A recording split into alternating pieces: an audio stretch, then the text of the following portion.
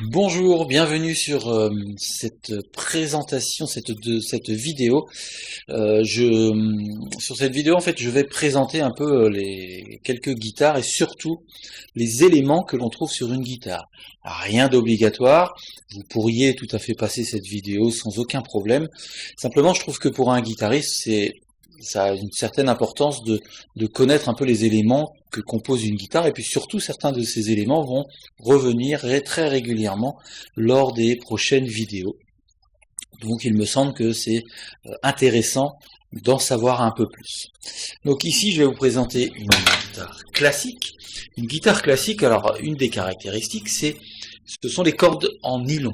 Donc si vous avez vous-même une guitare classique et que vous regardez les cordes, vous voyez que visiblement, effectivement, il y a 3 cordes qui sont en nylon, mais qu'il y en a 3 autres, les trois cordes les plus graves, qui sont, elles, en métal. En tout cas, elles paraissent être en métal. En réalité, le métal entoure le nylon, donc ce sont bien 6 cordes, 6 cordes en nylon. Ensuite, ce qui caractérise une guitare classique, c'est le corps de la guitare. C'est on n'a pas un décor extravagant, hein, c'est du bois, et on voit que c'est du bois par les stries que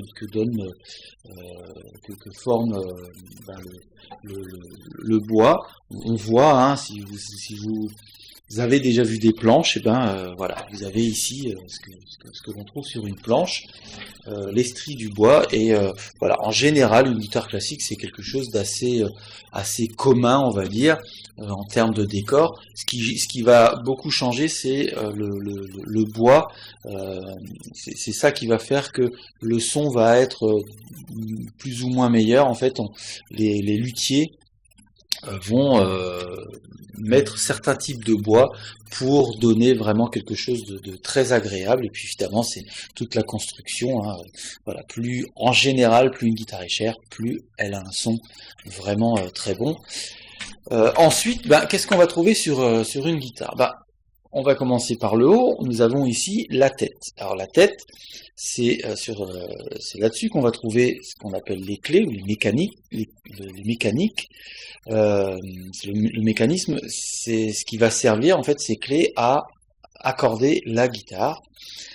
Donc vous voyez qu'en fait que les cordes sont enroulées autour de cette mécanique, et puis on va tourner pour accorder la corde. Ensuite, nous avons ici alors le silet de tête, là, ce qu'on a de blanc ici. Nous avons ici les cases ou les touches. Moi j'appelle ça des cases, mais bon voilà, on appelle ça des touches aussi. Nous avons ici les frettes, donc ce sont les petites barres en métal que l'on trouve ici, et en fait, quand on appuie sur les cordes là, avec la main gauche, quand on est droitier, en fait, dans ce cas-là, les cordes reposent sur les frettes, et c'est ça qui va faire que ça va sonner. Pareil pour le silet de tête, en fait, c'est là-dessus que reposent les cordes. Il y a le silet de tête et le silet du chevalet que je vais vous montrer tout à l'heure. C'est sur ces 2 silets en fait que reposent les cordes sur lesquelles les cordes sont tendues. Alors ensuite, si on descend un petit peu sur la guitare, qu'est-ce que vous avez? Vous avez ici le corps, la table d'harmonie.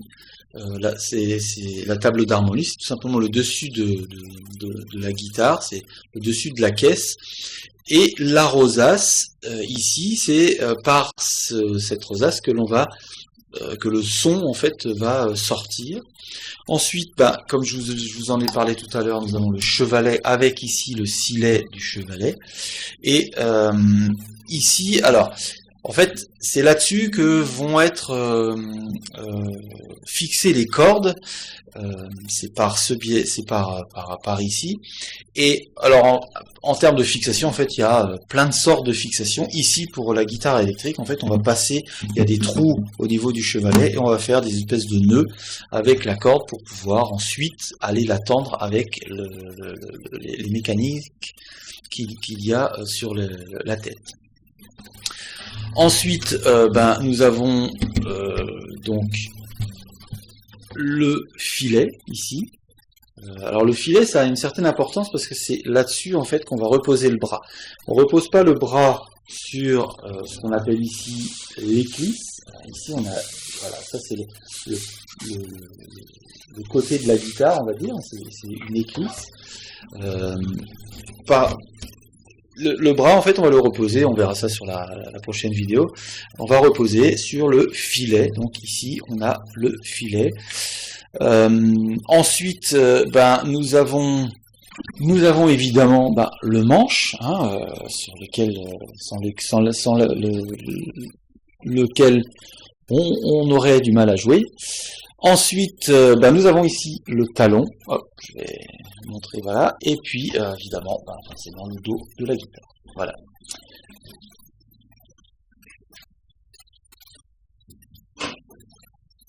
Alors, je vais vous présenter une autre guitare. Cette guitare est une électro-acoustique, ce qu'on appelle une guitare folk, on va dire.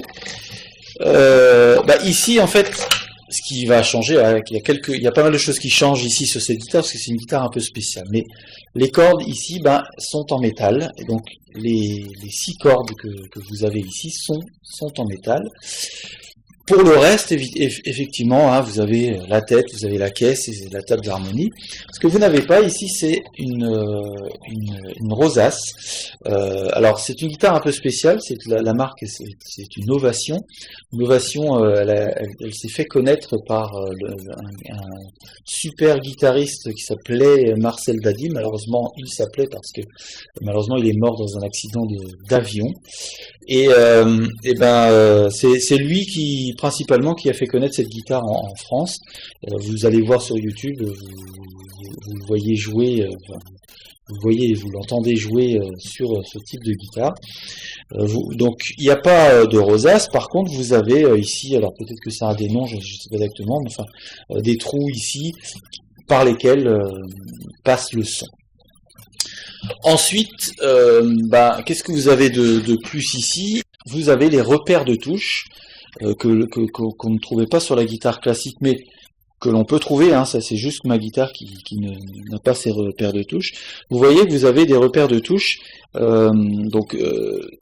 ces repères permettent de savoir exactement où est-ce que vous êtes sur le manche, une fois que vous avez un peu l'habitude, 3e, 5e, 9e, etc., jusqu'à la 12e, etc., etc.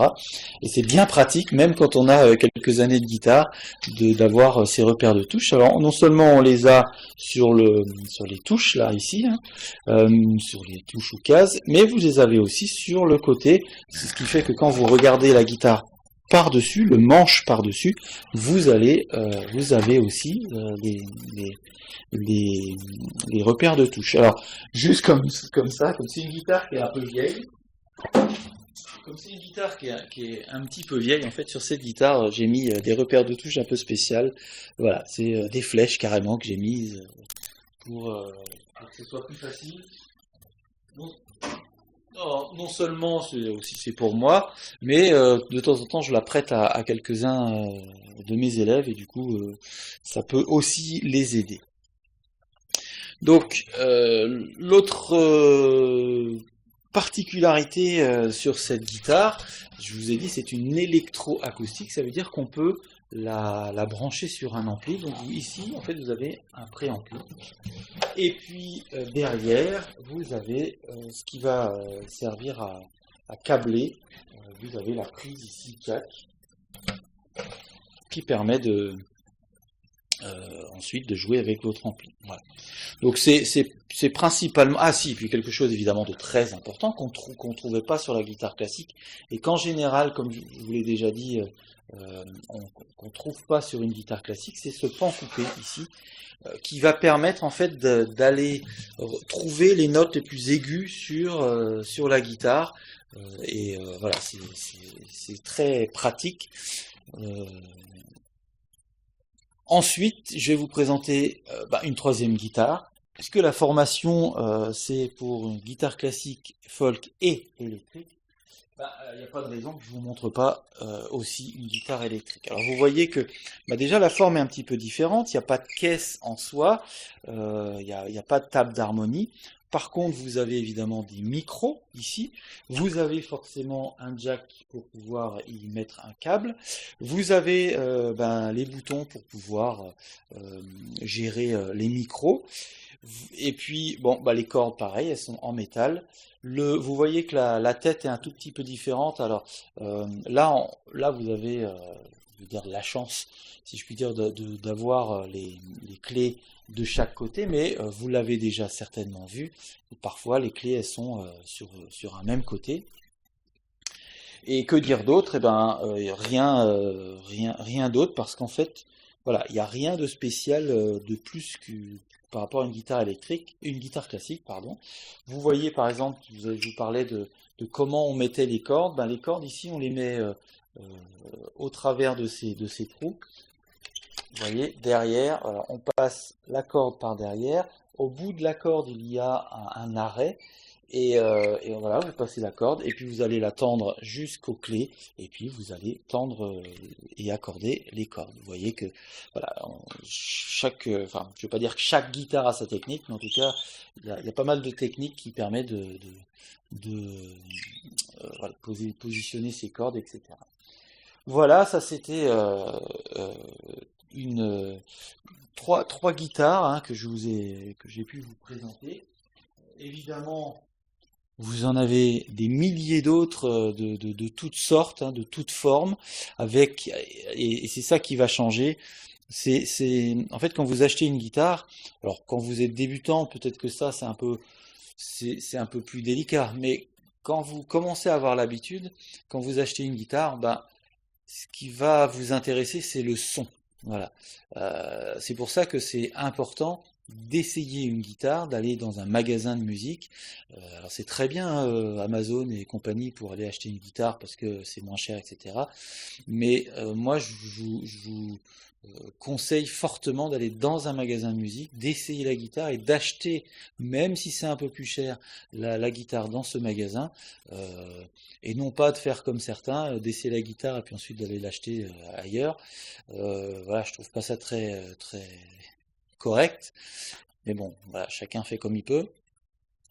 C'est vraiment important d'écouter le son.